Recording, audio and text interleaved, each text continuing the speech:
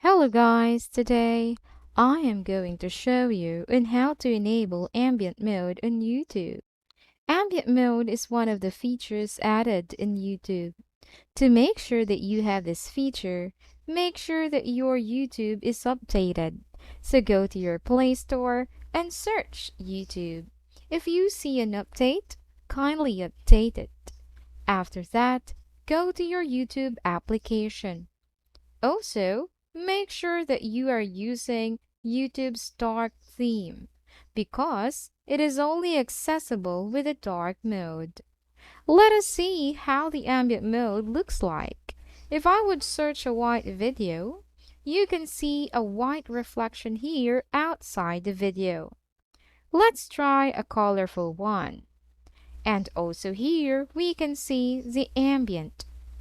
In order to turn on this one, just tap this video and tap the settings icon here and tap ambient mode.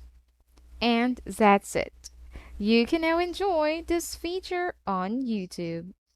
Hopefully you find this video helpful. Please like this video and subscribe to this channel because I will be making more helpful videos like this in the future. That's all for today.